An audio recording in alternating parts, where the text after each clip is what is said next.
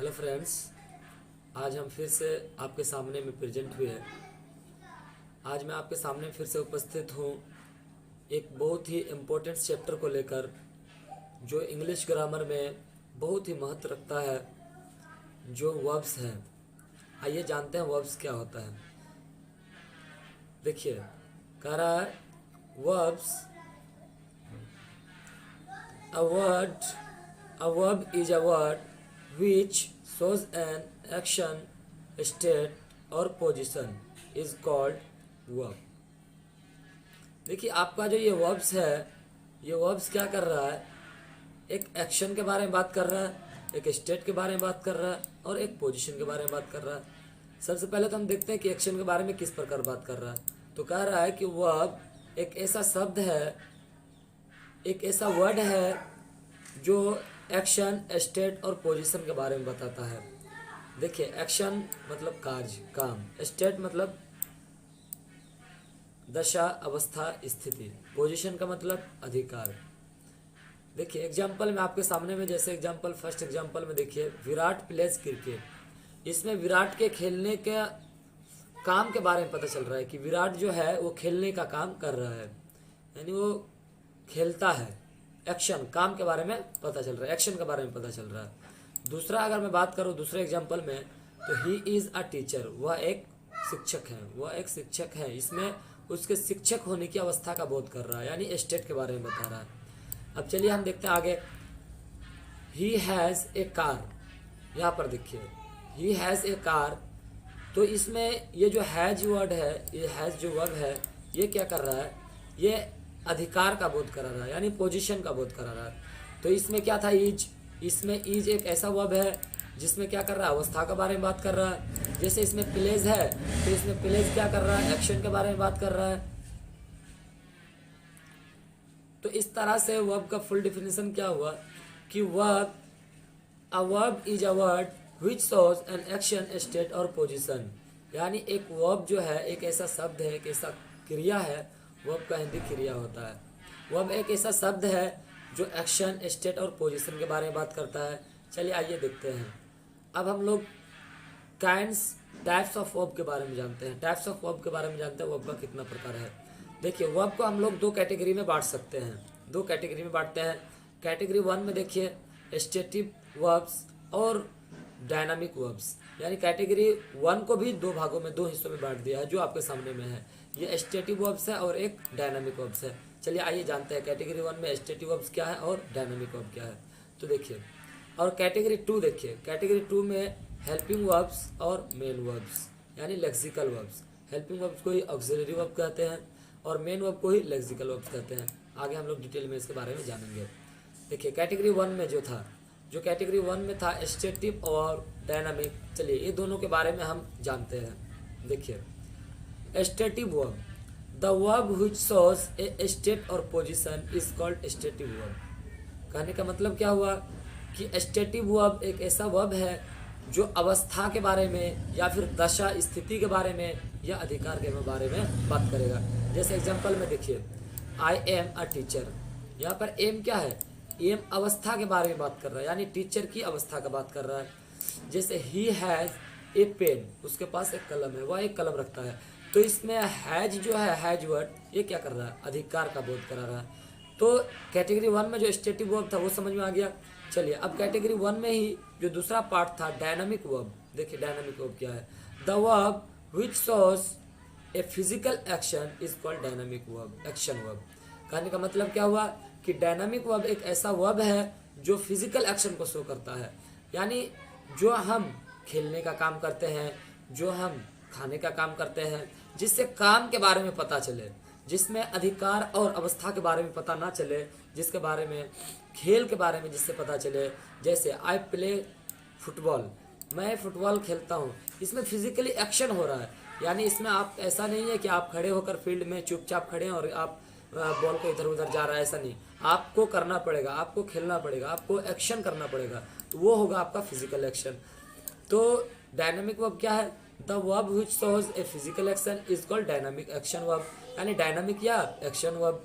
तो I play football, यहाँ पर प्ले वर्ब जो है यह एक डायनामिक वर्ब है क्योंकि इससे एक्शन का बोध हो रहा है। चलिए आइए जानते हैं कैटेगरी 2 में क्या है। तो कैटेगरी 2 में जो मैंने आपको दिखाया था कि कैटेगरी 2 में दो भाग है, हेल्पिंग ऑक्सिलरीज वर्ब और मेन लेक्सिकल वर्ब्स। देखिए कैटेगरी 2 में क्या है, हेल्पिंग ऑक्सिलरीज वर्ब, सहायक क्रिया। चलिए देखते हैं क्या है। The verb which helps the main verb to form a tense, voice और मूड। कह रहा है हेल्पिंग वर्ब एक ऐसा वर्ब है, एक ऐसा सहायक क्रिया है जो मुख्य क्रिया की मदद करता है, जो मेन वर्ब की मदद करता है। किस चीज में? तो टू फॉर्म ए टेंस, यानी टेंस बनाने में, वॉइस बनाने में और मूड को बताने के लिए। जैसे मैं एग्जांपल लेता हूँ, ही हैज इटेन, यानी वह खाना खा चुका है, वह खा चुका है, सॉरी, ही हैज इटेन, वह खा चुका है। यहाँ पर जो हैज है, यहाँ पर मेन वर्ब की मदद कर रहा है। मेन वर्ब देखिए यहाँ पे इटेन मेन वर्ब है और ये मेन वर्ब की हेल्प कर रहा है कौन? हैज। हैज यहाँ पे क्या कर रहा है? हेल्प कर रहा है। तो ये क्या कर रहा है? टेंस के बारे में बात कर रहा है, टेंस भी बता रहा है इसका। ही हैज इटेन यानी ये प्रेजेंट परफेक्ट टेंस के बारे में बात कर रहा है। ही हैज इटेन, यहाँ पे इटेन जो है मेन वर्ब है और यहाँ पे ये हैज क्या है? हेल्पिंग वर्ब है। तो ये हेल्पिंग वर्ब किसकी मदद कर रहा है? मेन वर्ब की। चलिए आइए देखते हैं आगे एग्जांपल में। शी इज प्लेइंग, यहाँ पर जो है ये प्लेइंग वर्ब मेन वर्ब है और मेन वर्ब की हेल्प कर रहा है कौन? इज। तो यहाँ पर इज क्या हुआ? हेल्पिंग वर्ब है। यहाँ पर इज एक हेल्पिंग वर्ब है जो टेंस बता रहा है, जो प्रेजेंट कंटिन्यूअस टेंस बता रहा है। यानी इज आ गया, भी का यानी वर्ब का चौथा फॉर्म आ गया, तो ये कौन सी हो गया? Present continuous tense. तो ये क्या कर रहा है? टेंस के लिए बता रहा है। जैसे a mango is eaten bye हर, ये जो वर्ड है, ये जो वर्ब है, ये इज क्या कर रहा है? ये इज यहाँ पे वॉइस बनाने में मदद कर रही है। यहाँ पर मेन वर्ब की जो मदद कर रही है, यहाँ पर देखिए इटेन, यहाँ पर भी मेन वर्ब की मदद कर रही है, लेकिन किस में? एक वॉइस बनाने में। यहाँ पर मदद कर रही है हैज इटेन की, तो यहाँ पे टेंस बनाने में मदद कर रही है, लेकिन यहाँ पर जो इज मदद कर रही है यहाँ पर इटेन की, ये जो हेल्प्स कर रही है टेन की, तो यहाँ पर ये इज क्या हो जाएगा? क्या वर्ब हो जाएगा? ये हेल्पिंग वर्ब हो जाएगा।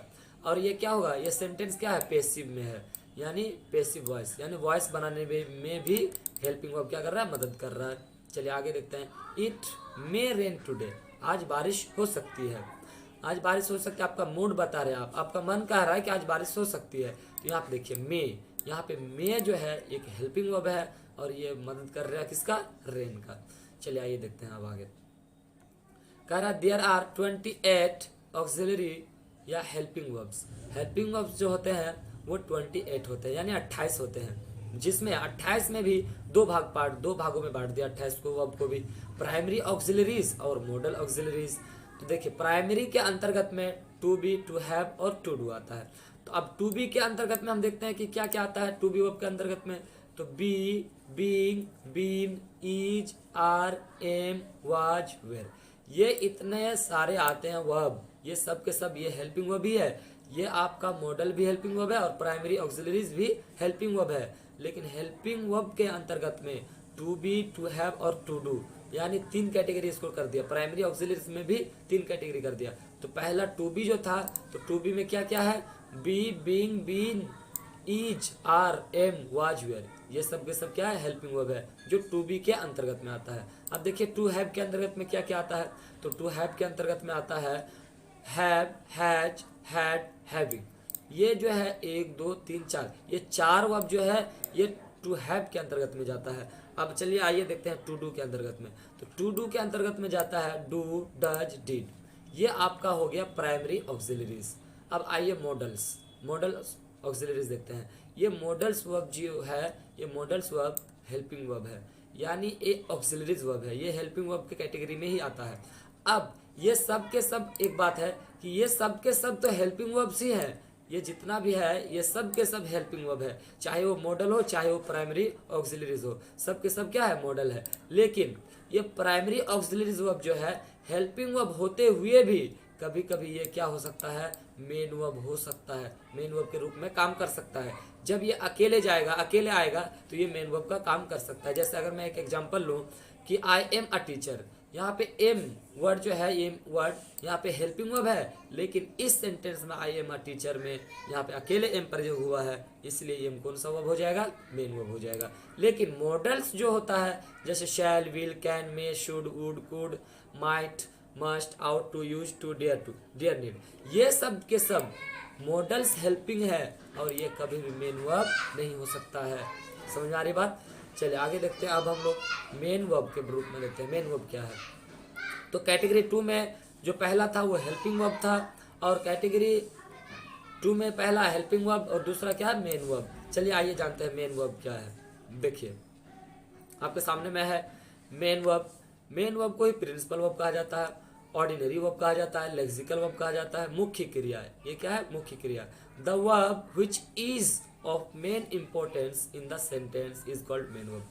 कह रहा है कि ऐसा वर्ब जिसका मेन इंपॉर्टेंस दिया जाए, सबसे अधिक महत्व दिया जाए, किसमें, in the sentence, in the sentence यानी वाक्य में। जिस वाक्य में जिस वर्ब का सबसे ज्यादा वैल्यू रहेगा, जिस वाक्य में सबसे ज्यादा इंपॉर्टेंस जिस वर्ब का रहेगा, उस वर्ब को हम लोग मेन वर्ब कहेंगे। देखिए एग्जांपल, राम इज प्लेइंग। यहाँ पर अगर हम बात करें कि सेंस देखिए किस तरह से क्लियर हो पा रहा है। यहाँ पे इज जो है, इज एक हेल्पिंग वर्ब है, और यहाँ पर दो वर्ब है, एक प्लेइंग वर्ब है और एक हेल्पिंग वर्ब है। तो यहाँ पर इज क्या है, आपका हेल्पिंग वर्ब है, क्योंकि मैंने आगे ही पढ़ा है टू बी के अंतर्गत में, यानी प्राइमरी ऑक्सिलरीज में अंतर्गत में ये हम लोगों ने देखा था कि इज भी क्या है, एक हेल्पिंग वर्ब है। लेकिन यहाँ पर दो वर्ब है, एक इज है और एक प्लेइंग है। लेकिन इस सेंटेंस में आपका मेन इंपॉर्टेंस जो दिया जा रहा है, वो मेन इंपॉर्टेंस प्लेइंग का दिया जा रहा है, इसीलिए यहाँ पर प्लेइंग क्या है, मेन वर्ब है। समझ में आ रही बात? और इज क्या है, हेल्पिंग वर्ब है। दूसरा सेंटेंस में देखिए, राहुल इज सिंगिंग। राहुल गाना गा रहा है। तो यहाँ पर देखिए सिंगिंग जो है मेन वर्ब है, क्योंकि इस सेंटेंस में मेन इंपॉर्टेंस दिया जा रहा है किसका, सिंगिंग का, इसीलिए सिंगिंग क्या है, मेन वर्ब है, और इज क्या है, हेल्पिंग वर्ब है।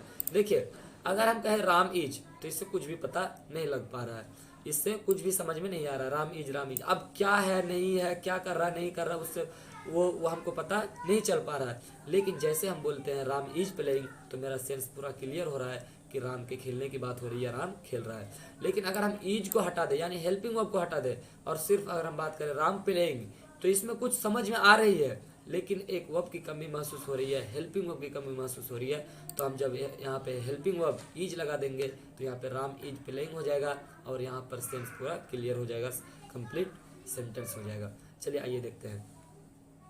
सी इज अ नर्स। देखिए जैसे मैंने बोला था कि ये जो प्राइमरी ऑक्सिलरीज है, ये जो हेल्पिंग वर्ब को दो भागों में बांटा है, प्राइमरी और मॉडल्स। तो ये प्राइमरी के अंतर्गत में जो टू बी, टू हैव और टू डू आता है, इसके अंतर्गत में जितना भी वर्ब है, ये प्राइमरी ऑक्सिलरीज जितना भी है, ये सब के सब मेन वर्ब हो सकते हैं।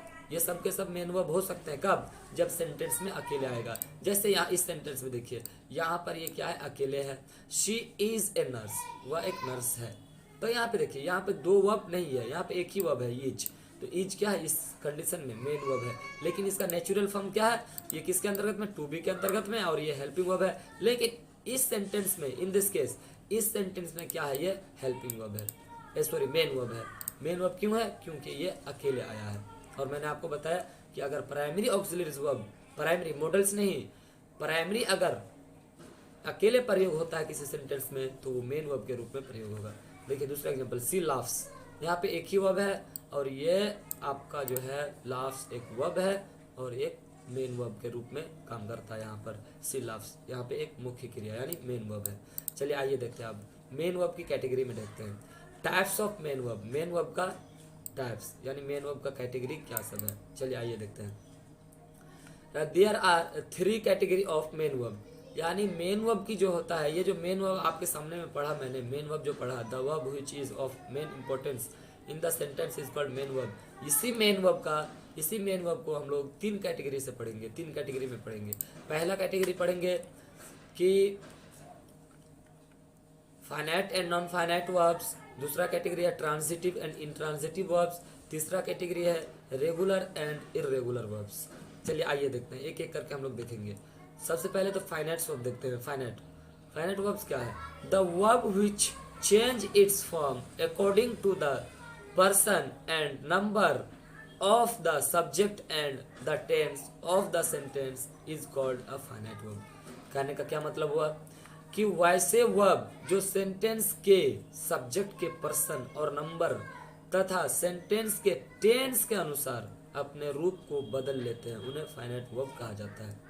कहने का मतलब कि ऐसा वर्ब जो सब्जेक्ट के पर्सन नंबर तथा सेंटेंस के टेंस के अनुसार, यानी सेंटेंस में जिस तरह का टेंस होगा, जिस तरह का पर्सन, जिस तरह का नंबर होगा, उसके अकॉर्डिंग वो अपने आप को क्या कर लेगा, चेंज कर लेगा। चलिए आइए देखते हैं एग्जांपल में।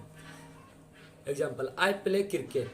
यहाँ पर एक प्ले वर्ब, प्ले जो वर्ड है, एक प्ले एक वर्ब है और ये मेन वर्ब है और ये सिंपल प्रेजेंट टेंस में है।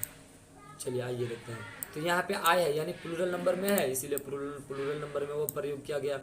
अब आगे देखते हैं, ही प्लेज क्रिकेट। यहाँ पे देखिए जैसे ही सब्जेक्ट चेंज हुआ, यहाँ पे सब्जेक्ट प्लूरल था तो वह प्लूरल, यहाँ पे सब्जेक्ट जैसे चेंज हुआ, जैसे ही चेंज हुआ तो यहाँ पर ही क्या हुआ, आपका सिंगुलर सब्जेक्ट हो गया।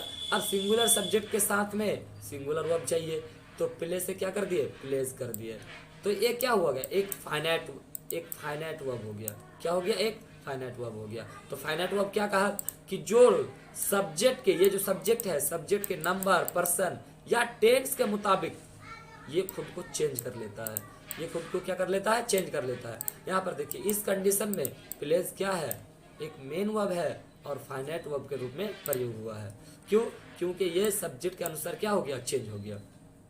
चलिए आगे देखते हैं, ही प्लेड क्रिकेट। देखिए ये जैसे टेंस चेंज हुआ सेंटेंस में, ये जो ही प्लेड क्रिकेट, ये जो सेंटेंस चेंज हुआ, ये टेंस चेंज हो गया, इसका सिंपल पास्ट चेंज हो गया और सिंपल पास्ट हो गया तो ये वर्ब क्या किया, अपने आप को चेंज कर लिया। यानी सिंपल पास्ट में क्या लग गया, ईडी लग गया, यानी प्ले से क्या बन गया, प्लेड बन गया। तो यह एक क्या है, फाइनाइट वर्ब है। समझ में आ गया, उम्मीद है कि आपको समझ में आ रहा है बात। चलिए अब आगे देखते हैं हम लोग, नॉन फाइनाइट वर्ब क्या है। Non finite verbs, the verb which is not affected by the subject or tense of the sentence is called a non-finite verb। कह रहा है कि वो सब्जेक्ट हो चाहे टेंस हो, the verb which is not affected by the subject or tense, यानी tense से या सब्जेक्ट से इसको कोई फर्क नहीं पड़ता है। of the sentence is called non-finite verb, इसको कोई भी फर्क नहीं पड़ता है, चाहे वो टेंस चेंज हो जाए चाहे वो सब्जेक्ट चेंज हो जाए, इसको फर्क नहीं पड़ता, ये वर्ब ऐसे ही रहता है। चलिए आइए देखते हैं क्या है।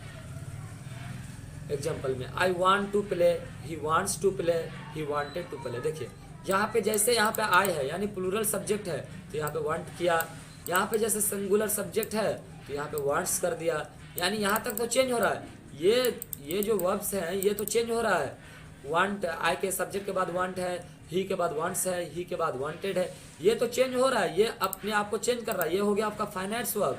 लेकिन क्या टू प्ले के बाद भी कोई चेंज हो रहा है, टू प्ले के बाद कोई भी चेंज नहीं हो रहा है, चाहे वो टेंस चेंज हो रहा हो चाहे वो सब्जेक्ट चेंज हो रहा हो। देखिए यहाँ पर टेंस सिंपल प्रेजेंट टेंस आया, फिर से सिंपल पास्ट टेंस आया, लेकिन टू प्ले चेंज नहीं हुआ। अतः जब टू प्ले चेंज नहीं हुआ तो ये कौन सा वर्ब है, ये नॉन फाइनाइट वर्ब है और इसी को इन्फिनिटिव वर्ब भी कहा जाता है। ये जो टू प्ले है, ये टू प्ले कौन सा वर्ब है, इन्फिनिटिव वर्ब है। चलिए आप देखते हैं कैटेगरी 2 में क्या है। कैटेगरी 2 में आपको ट्रांजिटिव एंड इंट्रांजिटिव वर्ब्स। चलिए आइए देखते हैं ट्रांजिटिव वर्ब क्या है। तो कह रहा है transitive verb, the verb used with an object is called a transitive verb। The verb used with an object is called a transitive verb। जिस क्रिया के बाद कर्म ऑब्जेक्ट का प्रयोग हुआ हो उस क्रिया को सकर्मक क्रिया यानी ट्रांजिटिव वर्ब कहते हैं।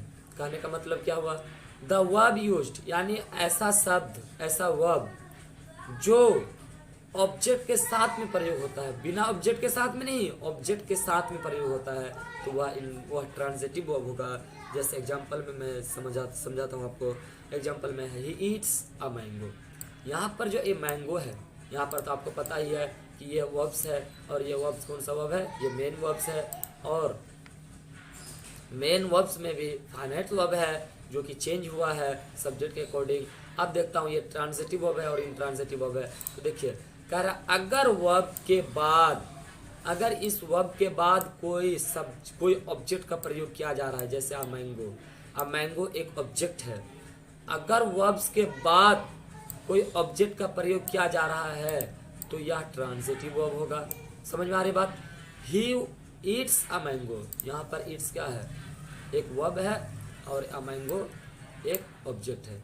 दूसरा में देखिए इंट्रांजिटिव वर्ब, जिस क्रिया के बाद कर्म ना दिया हो, यानी कहने का मतलब वर्ब के बाद, देखिए वर्ब के बाद इसमें ऑब्जेक्ट नहीं है, तो अगर वर्ब के बाद ऑब्जेक्ट नहीं है तो वो कौन सा हो जाएगा, इंट्रांजिटिव वर्ब हो जाएगा। आशा करता हूँ कि आपको वर्ब्स के बारे में आज समझ में आया।